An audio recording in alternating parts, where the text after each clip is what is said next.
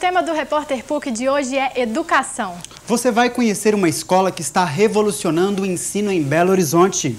Sem salas de aula, sem aquela aula tradicional, alunos de várias idades juntos no mesmo ambiente, com 5, 6 professores ao mesmo tempo. Será que isso funciona?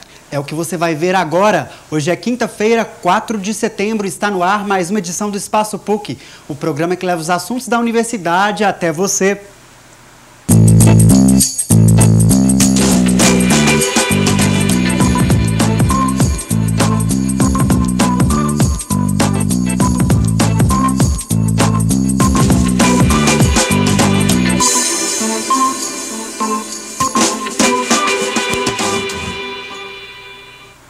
Olá, você já imaginou uma escola em que os alunos escolhem o que querem estudar? E uma escola sem notas e sem provas? A novidade tem sido um desafio e tanto para os professores. Tanto para os professores quanto para os alunos. Mas poucos lugares estão encarando esse método de não mais ensinar as disciplinas separadamente. A interdisciplinaridade é um método novo que está batendo na porta do ensino no país desde que o Enem foi adotado como vestibular unificado. Uma escola de Belo Horizonte já até mudou os nomes das matérias. Ciências da natureza, ciências humanas. Mas será que isso dá certo? E olha que essa é só uma das muitas novidades dessa escola bem diferente. Silvia, professora de Biologia, Eliana, professora de Química e Fernando, professor de Física. Todas as segundas-feiras, eles se reúnem para montar planos de aula coletivos e discutir o desempenho dos alunos. A Química poderia entrar aí se fosse no EMA. Por que poderia ilustrar essa parte? Nessa parte é onde? Agora, eles formam juntos a disciplina chamada Ciências da Natureza. A gente tenta abordar os mesmos temas de ponto de vista de especialistas diferentes. Quando o aluno for vivenciar isso no dia a dia dele, ele não vai vivenciar isso como sendo física, como sendo química, como sendo biologia. Na sala logo ao lado, os professores da área de corpo e mente também se reúnem.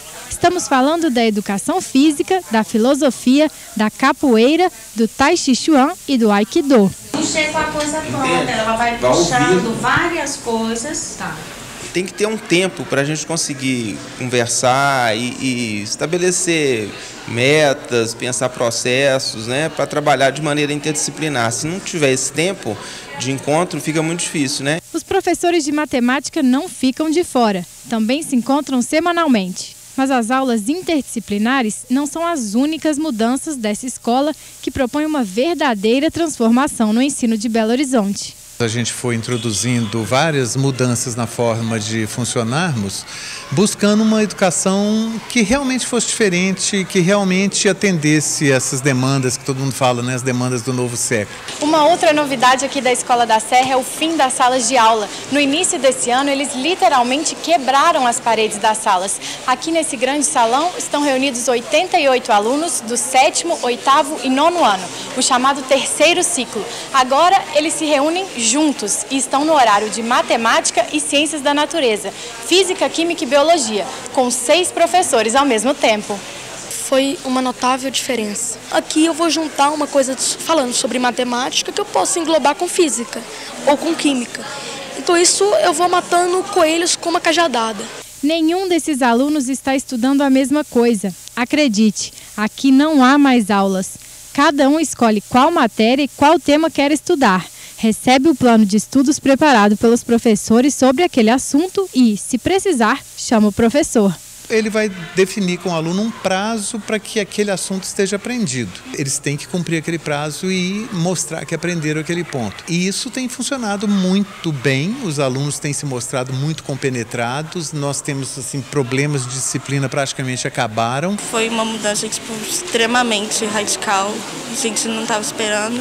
Estou adorando esse novo método, conviver com outras pessoas de idades diferentes que eu, conhecimentos diferentes que o meu.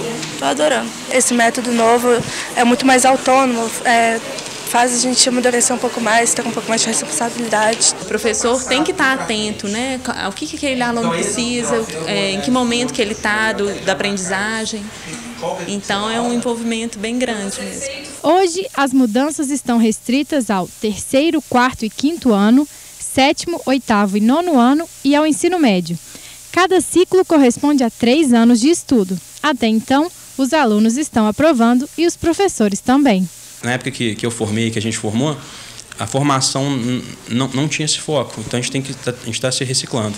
Para mim, ser um bom professor é um professor que ensina a gente de uma forma mais divertida, um professor que não fique muito rígido, que ele considere o que a gente tentou fazer, não o resultado. Eu acho que escutar os alunos, ver os pontos de vista dele, entender os pontos de vista dele e conversar. Porque só fazer coisa, só jogar conteúdo, acho que cansa. Então conversar descontraído, sem dar aquela ar de superioridade, como se ele estivesse nos ensinando de igual a igual.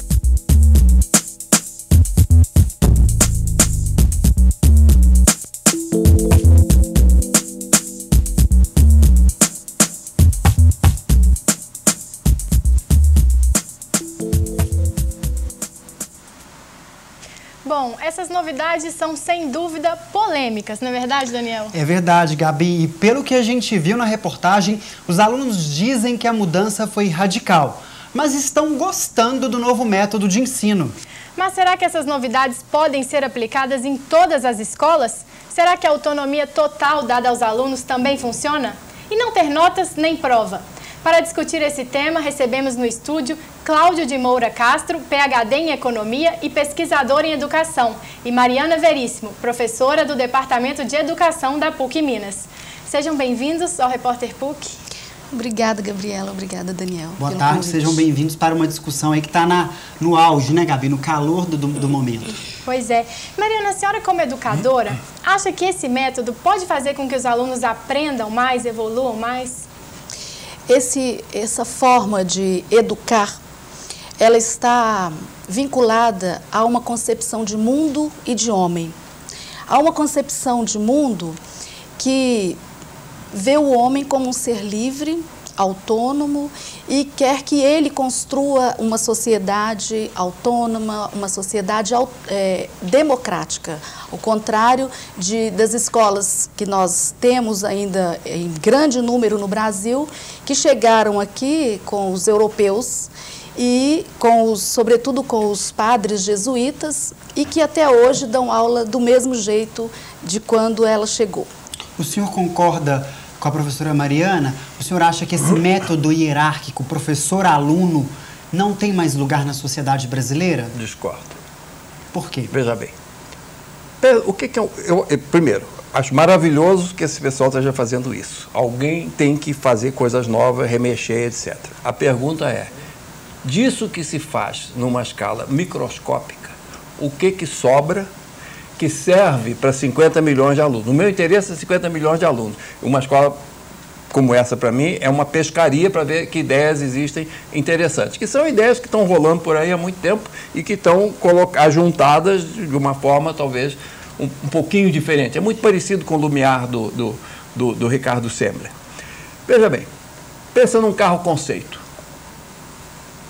O carro sai, tem 1000 ideias novas. 3 anos depois, sai o resultado do carro conceito. É outro. Aquilo tudo que funcionou no carro conceito não funciona no mundo real. Então, uma escola laboratório é isso. É um carro conceito.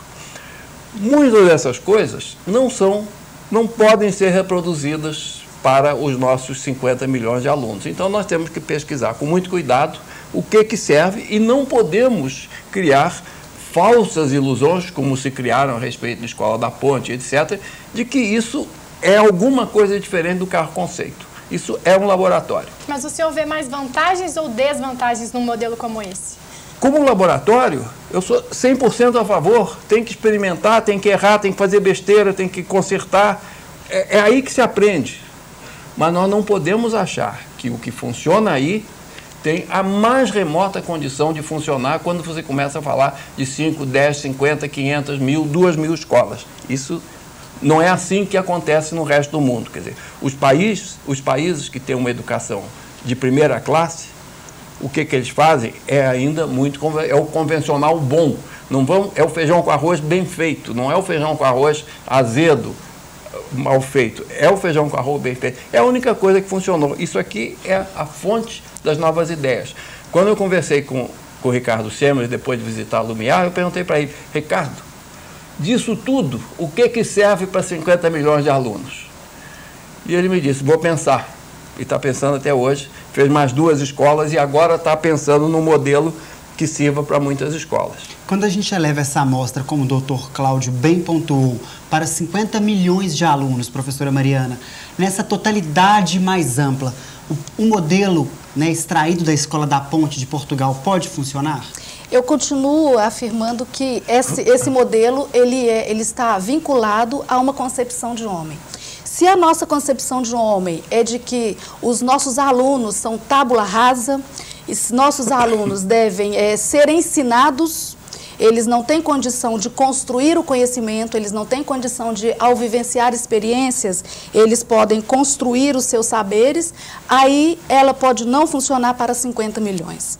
Mas se nós partimos do princípio de que a finalidade da educação é promover a construção do conhecimento, fazer com que os alunos sejam sujeitos autônomos, livres, capazes de fazer as escolhas, então esse modelo funciona para 50 até para 100 milhões.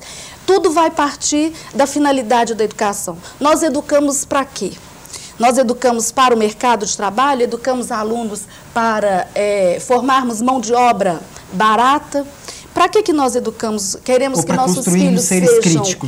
nossos filhos sejam educados, que eles questionem essa sociedade como ela está posta. Mas essa questão de misturar alunos de várias idades, 7º, 8º e 9º ano no mesmo ambiente, dando total autonomia a eles, você chega e escolhe o que quer estudar. A senhora acha que isso funciona em qualquer idade? Olha, nós temos visto isso. Uma escola modelo em Summerhill, na década de 70, já lá na Inglaterra, o professor Cláudio deve conhecer bem, ela para mim foi um laboratório que para aquele período não dava certo, não deu certo, porque a sociedade não esperava aquele modelo de escola. E era mais ou menos, a Escola da Ponte é inspirada nesse modelo.